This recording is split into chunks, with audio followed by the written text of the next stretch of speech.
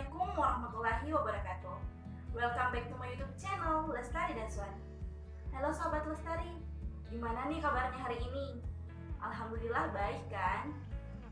Oke, pada kesempatan kali ini kita akan membahas mengenai analisis dan pilihan strategi. Sebelum langkah ke materi, please klik tombol like, share, komen, dan jangan lupa subscribe ya. Oke, let's go check to the video. Halo sahabat, untuk pertemuan kali ini kita akan membahas mengenai analisis dan pilihan strategi. Analisis dan pilihan strategi melibatkan pembuatan keputusan subjektif berdasarkan informasi objektif. Hal ini memperkenalkan konsep penting yang dapat membantu menyusun strategi membuat alternatif yang layak, mengevaluasi alternatif-alternatif tersebut, dan memilih tindakan khusus.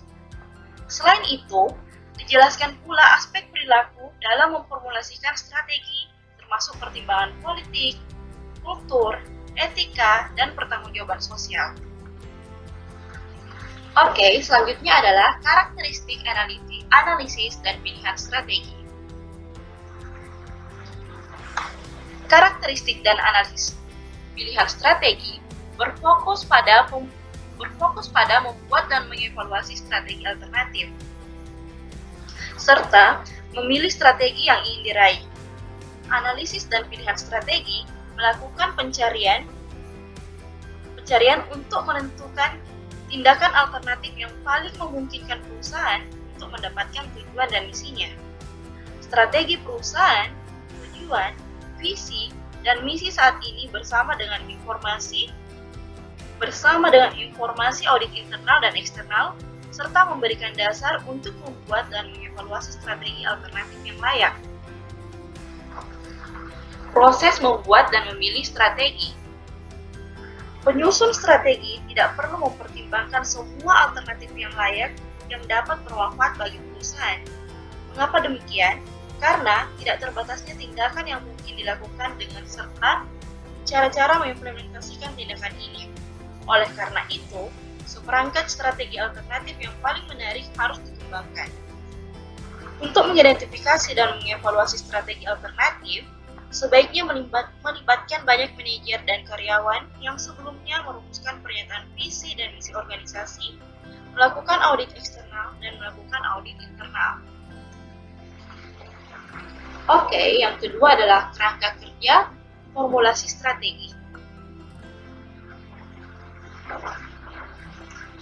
Kerangka kerja analitis formulasi strategi komprehensif terdiri dari 3 tahap, di mana teknik formulasi strategi yang penting dapat diintegrasikan dalam 3 kerangka kerja.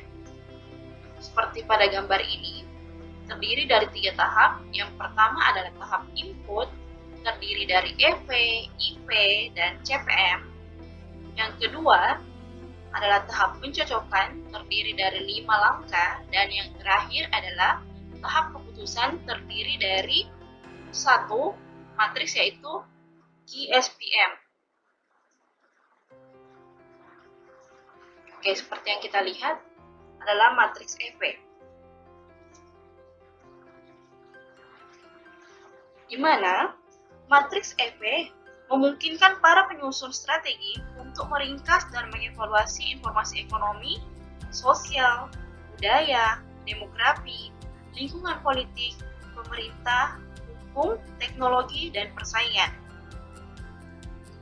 Dan yang selanjutnya adalah matriks IP. Di sini tahap yang kedua, di mana perangkat formulasi strategi yang meringkas serta mengevaluasi kekuatan dan kelemahan utama dalam fungsi-fungsi perusahaan. Hal tersebut juga memberikan dasar untuk mengidentifikasi dan mengevaluasi hubungan di antara fungsi-fungsi ini, sahabat. Penilaian intuitif dibutuhkan dalam mengembangkan matriks IP. Dan yang terakhir adalah matriks profil persaingan atau yang biasa dikatakan dengan CPM. Competitive Profile Matrix, di mana matriks ini mengidentifikasi pesaing utama perusahaan serta kekuatan dan kelemahan pesaing tertentu terkait posisi strategis perusahaan, Dan hal ini juga menentukan bobot dan total skor rata-rata tertimbang pada CPM dan IP. Ya, itu tadi sudah menjelaskan mengenai apa itu EP, IP, dan CPM. Selanjutnya adalah tahap pencocokan, di mana tahap pencocokan ini terdiri dari SWOT, SPACE, BCG, IE, dan yang terakhir adalah grand strategi.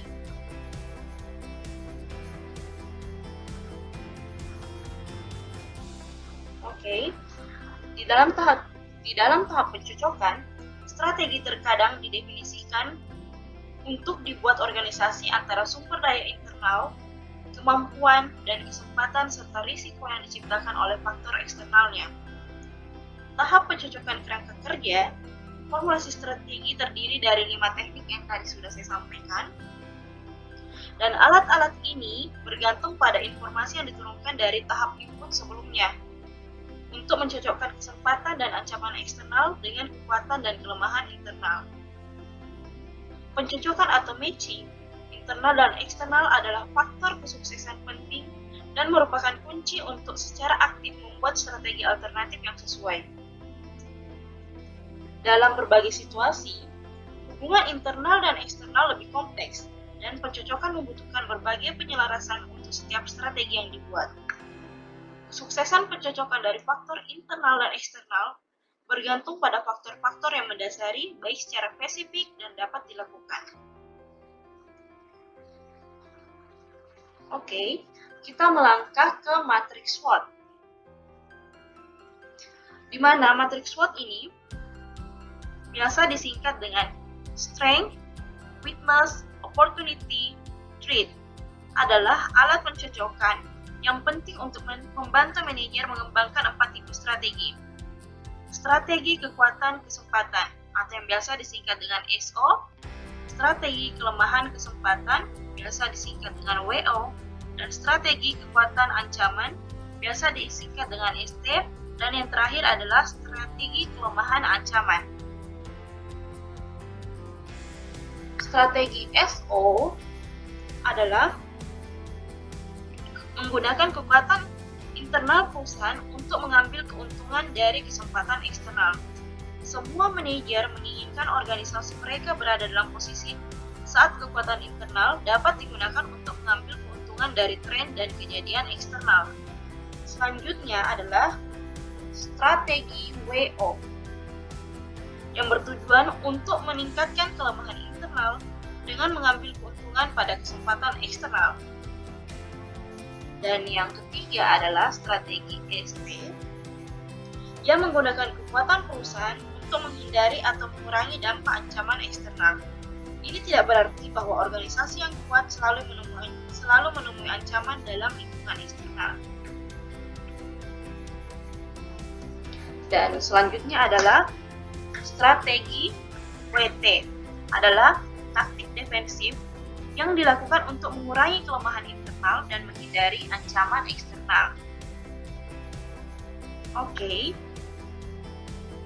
Ada 8 langkah yang terlibat dalam mengonstruksi matriks SWOT atau yang biasa dikatakan dengan SWOT. Yang pertama adalah membuat daftar kesempatan eksternal kunci. Yang kedua, membuat daftar ancaman eksternal kunci. Yang ketiga, membuat daftar kelemahan internal kunci. Yang keempat, membuat daftar kelemahan internal kunci. Yang kelima, mencocokkan kekuatan internal dengan kesempatan eksternal dan mencatat resultan strategi SO dalam sel yang sesuai. Yang keenam, mencocokkan kelemahan internal dengan kesempatan eksternal dan mencatat strategi resultan WO.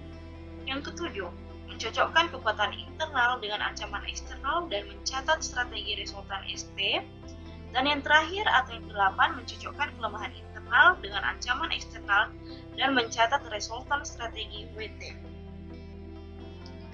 Walaupun strategi SWOT secara luas digunakan dalam perencanaan strategis, analisis memiliki beberapa keterbatasan. Yang pertama, SWOT tidak menunjukkan cara untuk meraih keunggulan bersaing, sehingga hal ini bukanlah akhir. Oke, matriks SWOT seperti mempelajari kerangka tunggal film bergerak saat Anda melihat karakter umum dan latarnya, namun Anda tidak mengetahui plotnya. Terdapat hubungan antar faktor internal dan eksternal kunci yang tidak diungkapkan SWOT yang mungkin penting dalam menurunkan strategi. Dan yang kedua adalah ini matriks space, di mana matriks strategi position and action evaluation space atau biasa disingkat dengan space adalah alat pencocokan yang penting lainnya, karena kerangka 4 kuadrat mengindikasikan apakah strategi yang agresif, konservatif, defensif, dan kompetitif yang paling sesuai dengan organisasi. Perpotongan pada matriks space merepresentasikan dua dimensi internal, yaitu posisi keuangan dan posisi kompetitif, serta dua dimensi eksternal, di mana posisi stabilitas dan posisi industri. Faktor-faktor ini mungkin adalah penentu yang paling penting dalam menentukan strategi organisasi secara keseluruhan. Dan yang selanjutnya adalah matriks BCG, atau yang biasa dikatakan dengan matriks Boston Consulting Group. Ini awalnya adalah perusahaan konsultasi besar yang terkena dampak kejatuhan ekonomi. Divisi otonom atau pusat laba dari organisasi membuat apa yang disebut dengan portofolio bisnis. Ketika divisi perusahaan bersaing dalam industri yang berbeda, strategi yang terpisah harus dikembangkan untuk setiap bisnis. Maka BCG dan matriks internal yang didesain khususnya untuk meningkatkan usaha perusahaan multidimensional untuk memformulasikan strategi. Matriks BCG secara grafis menggambarkan perbedaan antar divisi dalam posisi pangsa pasar relatif dan tingkat pertumbuhan industri. Matriks BCG memungkinkan organisasi multidimensi untuk mengelola portofolio bisnisnya dengan menguji posisi pangsa pasar relatif dan tingkat pertumbuhan industri relatif untuk semua divisi lain dalam organisasi. Oke, dalam matriks BCG terdiri dari 4 kuadran. Dan yang membedakan adalah ukuran lingkarannya dengan proporsi pendapatan perusahaan yang didapatkan dari unit bisnis. Dan irisan pie mengindikasikan proporsi laba perusahaan yang didapat oleh divisi tersebut. Divisi yang berlokasi pada kuadran 1 dalam matriks BCG dikatakan dengan istilah tanda tanya atau question marks, di mana divisi-divisi dalam kuadran 1 memiliki posisi pangsa pasar relatif rendah, namun mereka pesaing pada industri yang tumbuh tinggi. Untuk kuadran 2 biasa dikatakan dengan bintang atau stars, di mana kuadran ini merepresentasikan kesempatan jangka panjang perusahaan terhadap pertumbuhan dan profitabilitas. Yang ketiga adalah sapi perah atau cash cows, yang memposisikan pangsa pasar yang relatif tinggi, namun pesaing pada industri dengan pertumbuhan rendah, yang biasanya disebut sapi perah karena mereka menghasilkan kas yang melebihi kebutuhan mereka, seringkali dijadikan perahan. Banyak sapi perah saat ini dulunya berada dalam posisi bintang. Dan yang terakhir atau kuadran 4 biasa dikatakan dengan anjing atau istilah dogs, di mana memiliki posisi pembagian pasar relatif rendah dan pesaing dalam industri dengan pasar pertumbuhan yang lamban atau tidak tumbuh.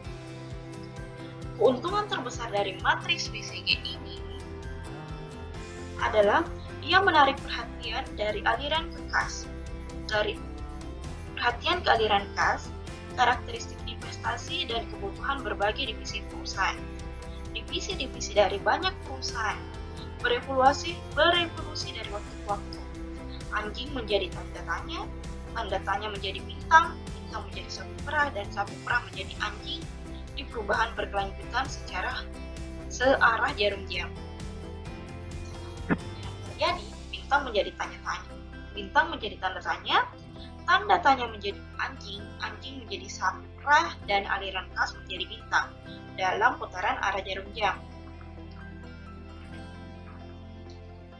Dalam beberapa organisasi, tidak ada perputaran siklis yang nyata. Selama beberapa waktu, organisasi sebaiknya berusaha untuk mendapatkan portofolio divisi yang merupakan bintang. Matriks BCG, seperti semua teknis analitis, memiliki beberapa keterbatasan. Untuk lebih lanjut, matriks BCG tidak merefleksikan apakah berbagai divisi atau industri tumbuh dari waktu ke waktu. Matriks tidak memiliki kualitas temporal, namun memotret posisi dan tingkat pertumbuhan industri dalam penjualan seperti ukuran pasar dan ukuran bersaing yang penting dalam membuat keputusan strategi tentang berbagai divisi. Dan yang selanjutnya adalah matriks IE, atau dikenal dengan matriks internal-eksternal, di mana matriks ini memosisikan berbagai divisi di organisasi dalam tampilan 9 sel. Matriks internal-eksternal sama dengan matriks BCG. Dalam hal melibatkan perencanaan, divisi organisasi diagram skematik, ini mengapa mereka disebut dengan matriks portofolio. Selain itu, ukuran setiap lingkaran merepresentasikan persentase kontribusi penjualan di setiap divisi, dan edisi pie mengungkapkan presentasi kontribusi laba dalam setiap divisi, baik matriks BCG maupun di matriks internal-eksternal.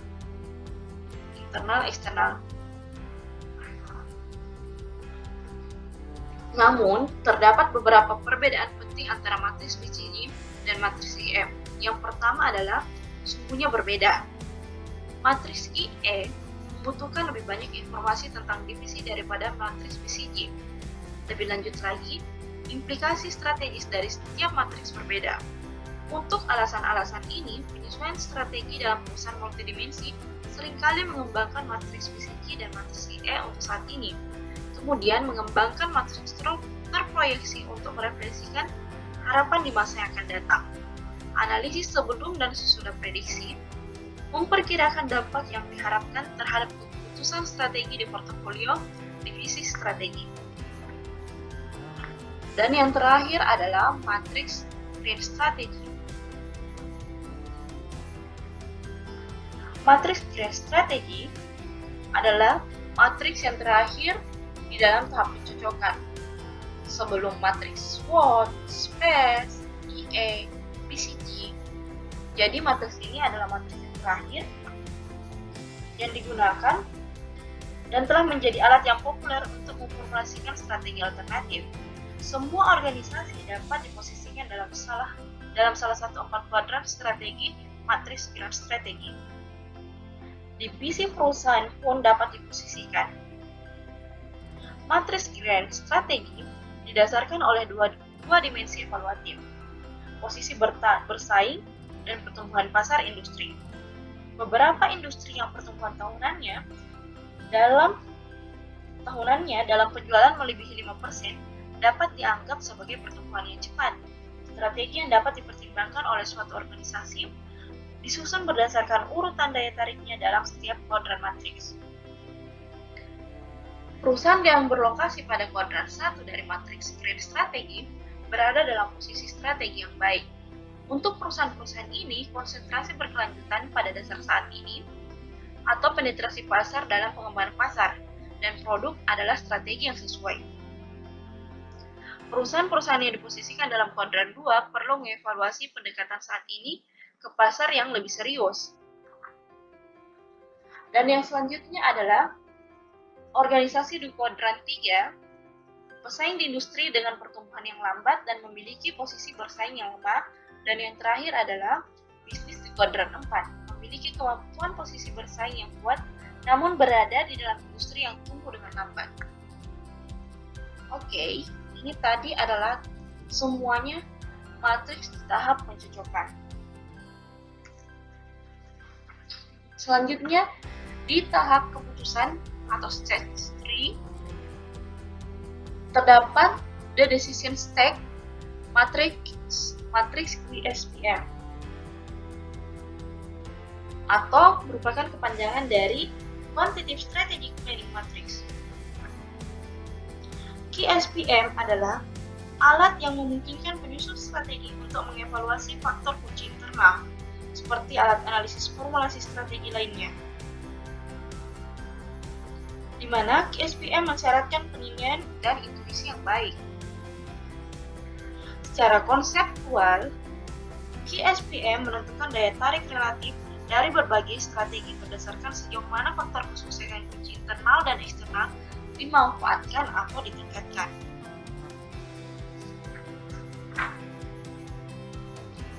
Selanjutnya, fitur positif dan keterbatasan KSPM. Seperti yang kita ketahui, setiap matriks pasti memiliki kelebihan dan kekurangan. Begitu pula, di tahap pengambilan keputusan atau tahap ketiga ini yang menggunakan KSPM memiliki 3 fitur positif. Yang pertama adalah dapat diuji secara berurutan atau secara simultan. Dan yang kedua adalah tidak ada batasan untuk jumlah strategi yang dapat dievaluasi.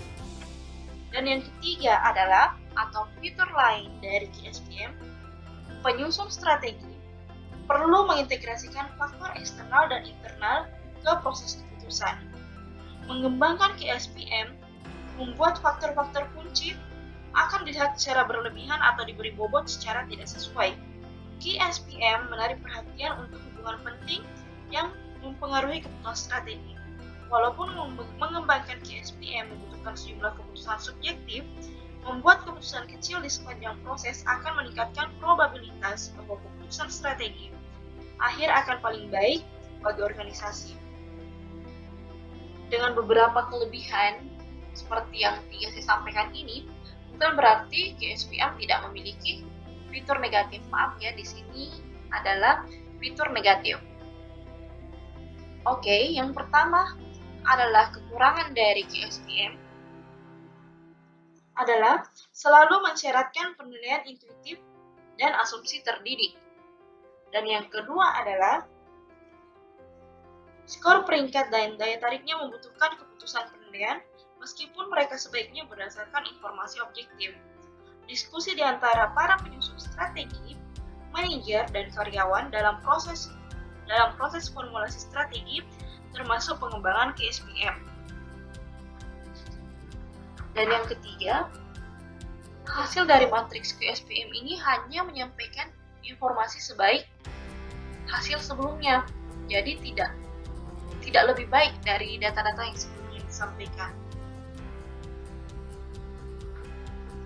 Atau bisa dikatakan hanya berdasarkan dari analisis pencocokan yang mendasarinya. Yang ketiga adalah, atau yang dibahas dalam analisis dan pilihan strategi, aspek budaya pemilihan strategi. Semua organisasi yang kita ketahui pasti memiliki budaya. Budaya atau kultur mencakup perangkat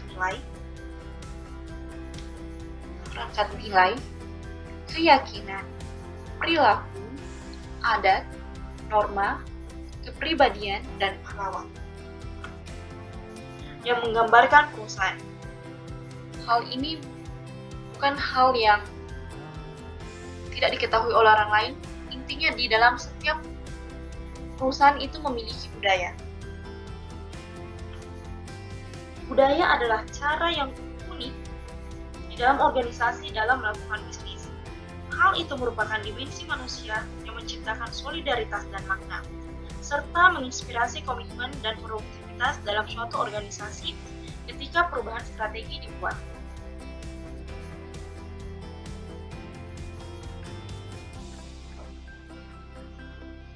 Semua manusia memiliki perubahan kebutuhan mendasar untuk memahami dunia, untuk merasa memiliki kontrol dan memberi arti pada dunia. Ketika ada kejadian yang mengancam kebutuhan ini, maka individu akan bereaksi secara defensif. Manajer dan karyawan mungkin dapat menyabotase strategi baru sebagai usaha untuk mengambil status quo.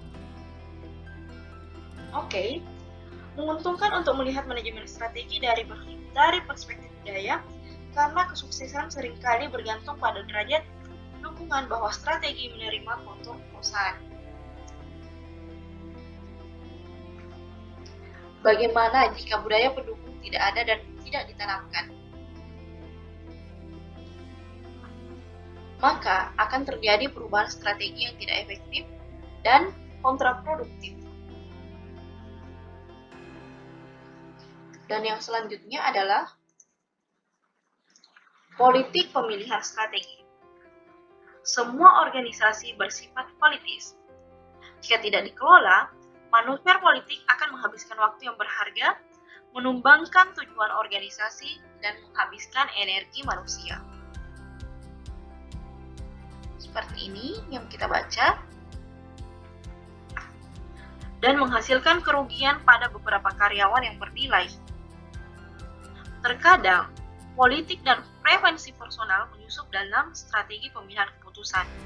Politik internal mempengaruhi pilihan strategi dalam semua organisasi. Hierarki komando dalam organisasi dikombinasikan dengan aspirasi karir berbagai individu serta kebutuhan untuk mengalokasikan sumber daya, mendorong pembentukan koalisi individu yang berusaha untuk menyelamatkan diri mereka sendiri di tempat pertama dan organisasi menjadi yang kedua, ketiga, atau keempat, atau bisa dikatakan dia menempatkan kebutuhan individunya di atas kebutuhan organisasi. Dalam ketiadaan analisis tujuan, keputusan strategi seringkali berdasarkan politik saat itu. Dengan mengembangkan alat formulasi strategi, faktor politik menjadi kurang penting dalam pembuatan keputusan strategi. Dengan tidak adanya objektivitas, faktor politik terkadang mendikte strategi dan tidak menguntungkan. Mengelola hubungan politik adalah bagian integral dari membangun antusiasme dalam semangat suatu organisasi.